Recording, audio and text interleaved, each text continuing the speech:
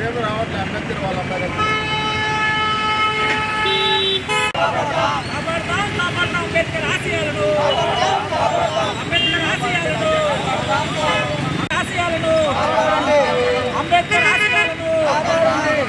అంబేద్కర్ ఆశయాలను రాజ్యాంగ దినోత్సవం రాజ్యాంగ దినోత్సవం రాజ్యాంగ దినోత్సవం రాజ్యాంగ దినోత్సవం కాపాడుకుందాం రాజ్యాంగాన్ని కాపాడుకుందాం శక్తుల నుండి రాజ్యాంగాన్ని నియంత్రణ శక్తుల నుండి రాజ్యాంగాన్ని నియంత్రణ శక్తుల నుండి రాజ్యాంగాన్ని కాపాడుకుందాం రాజ్యాంగాన్ని కాపాడుకుందాం రాజ్యాంగాన్ని పోరాడదాం రాజ్యాంగం కల్పించిన హక్కులకై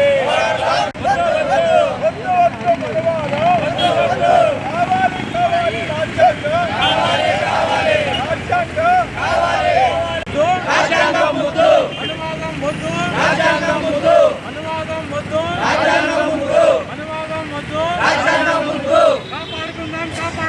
భారత రాజ్యాంగం ఆమోదించబడిన నవంబర్ 26వ తేదీన రాజ్యాంగ దినోత్సవంగా మనం జరుపుకుంటా ఉన్నాం.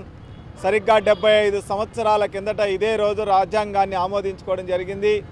395 ఆర్టికల్స్, 8 షెడ్యూల్స్, ఆ తర్వాత అవి 12 షెడ్యూల్గా మారినాయి. ఈరోజు ఈ 395 ఆర్టికల్స్లోనే మొత్తం భారతదేశంలో పౌరులు సమాజం అనుభవించే హక్కులు బాధ్యతలు అన్నీ కూడా నిర్వచించబడ్డాయి. దాని ప్రకారమే భారతదేశంలో కోర్టులు చట్టాలు శాసనసభలు అన్నీ కొనసాగుతున్నటువంటి నేపథ్యంలో ఈరోజు ప్రతి పౌరుడికి ఎంతో కొంత న్యాయం జరిగిందన్నా ఏదో ఒక హక్కు ఏర్పడిందన్నా అది రాజ్యాంగం వల్లనే జరిగింది. 75 సంవత్సరాల తర్వాత భారతదేశంలో మతోన్మాద శక్తులు ఫాసిస్టు శక్తులు రాజ్యాంగాన్ని మంటగలిపి మనువాదాన్ని అమల్లోకి తీసుకురావాలని ప్రయత్నం జరుగుతున్న వేళ 75వ రాజ్యాంగ దినోత్సవం రోజు రాజ్యాంగాన్ని కాపాడుకుందామని రాజ్యాంగంలో కల్పించిన హక్కుల కోసం పోరాడదామని ఆ హక్కులే ఈరోజు భారతదేశ సమాజానికి ప్రతీక అని చెప్పడం కోసం రాయలసీమ కమ్యూనిస్టు పార్టీ ఆధ్వర్యంలో ఇక్కడ ఈ రాజ్యాంగ హక్కుల దినోత్సవం నిర్వహిస్తూ ఉన్నాం.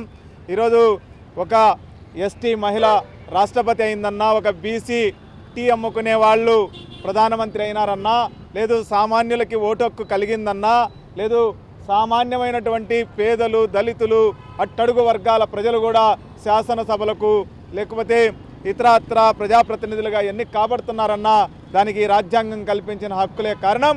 అట్లాంటి రాజ్యాంగానికి తూట్లు పడిచే దుర్మార్గమైనటువంటి వ్యవస్థ ఈరోజు ఉంది. దీని నుంచి మన రాజ్యాంగాన్ని కాపాడుకోవాలి, మన హక్కుల్ని నిలబెట్టుకోవాలి.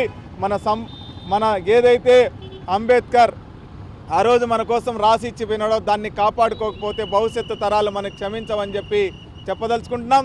తప్పకుండా ఎవరైతే ప్రజాస్వామికవాదులు ఉన్నారో, ఎవరైతే అభ్యుదయవాదులు ఉన్నారో, ఎవరైతే లౌకిక వాదులు ఉన్నారో అందరూ కలిసి రాజ్యాంగ పరిరక్షణకు పూనుకోవాలని విజ్ఞప్తి చేస్తూ ఉన్నాం.